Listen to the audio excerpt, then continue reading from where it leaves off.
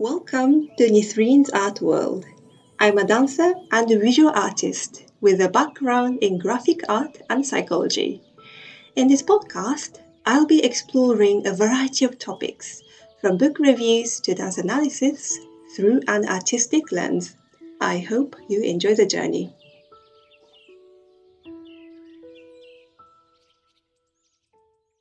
Hello, this is Nisreen.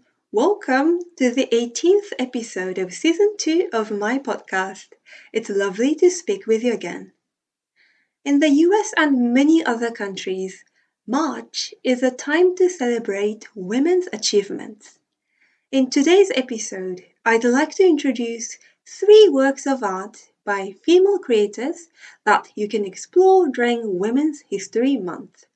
2 films and 1 painting. I hope you enjoy it. 1. Black Box Diaries, 2024. Black Box Diaries is an Oscar-nominated documentary film produced and directed by Shiori Itō, a leading figure in Japan's Me Too movement. The film chronicles her investigation into her own sexual assault, which occurred in Japan in 2014. Itō also published a memoir with the same title in 2021. The thumbnail of this episode is my drawing of Shiori Itō in the film. As Itō herself had stated, this documentary is unique because it tells a story of sexual assault from the survivor's perspective, whereas most films on this subject are framed from a third-party viewpoint. Yes, the film is deeply personal and gut-wrenching, delving into the psychological pain and darkness she endured in an unfiltered way. Some might argue it lacks objectivity, but it exposes the flaws in Japan's legal system regarding sexual crimes and highlights Itō's significant role in legal reform.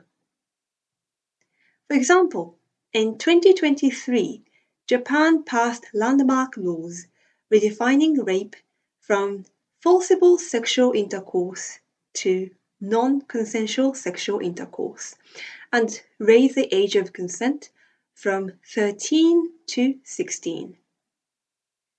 The power of a memoir, which reveals a profound connection between the personal and the political, reminded me of female artists such as Tracey Emin and Frida Kahlo. Remarkably, the film has been screened in over 50 countries worldwide, but not in Japan. There has been controversy regarding the alleged lack of consent to share security camera footage and recorded and filmed conversations with some individuals appearing in the film, but it remains unclear whether this is the main reason it has not been shown. Personally, I hope Black Box Diaries will be released in Japan, as it is an important film that seeks to break the silence surrounding sexual violence, a silence that has oppressed victims for centuries. 2. Bombay Rose, 2019. Bombay Rose is an Indian animated film written, illustrated, and directed by Gitanjali Rao. The story follows a young woman struggling to make a living by selling flowers on the streets and the poor young man who falls in love with her. The film premiered at the 2019 Venice Film Festival and later received critical acclaim upon its release on Netflix. Rao has mentioned that she spent 6 years creating the film. The most striking aspect of Bombay Rose is its artwork. I was mesmerized by its magnificent use of color, seamlessly merging the bustling scenery of Mumbai with romantic dreamscapes reminiscent of classic Indian cinema. While the story is a fairly traditional melodrama structurally, its simplicity highlights the richness and beauty of the art. Rao has expressed that she wanted to pay tribute to those who seek personal freedom in restrictive environments. All the characters in the story are, indeed, held back by circumstances such as poverty, families, and sexual exploitation. Additionally, the religious backgrounds of the two protagonists create obstacles for them, reinforcing a deep longing for love, free from societal constraints. In Bombay Rose, cinema becomes an imaginative space where reality is transcended, reminding us that imagination itself can be a form of freedom. 3. La Danse, 1919. The final piece is a painting by French artist Marie Laurencin, created in 1919. La Danse features 4 elegantly dressed women and a poodle at a dance party. The color palette is subdued, primarily featuring ballerina pink and gray. The most striking element is the central woman's pink dress, which forms a crescent shape cutting through the middle of the painting. This, along with the embracing woman in gray, creates a rhythmic harmony within the composition, complemented by soothing blue accents in the background and stylized curtains. Laurencin is known as one of the few female cubist painters in history. While her work reflects the influence of artists like Pablo Picasso, she developed a unique approach to abstraction, often focusing on fantastical female figures and pastel colors.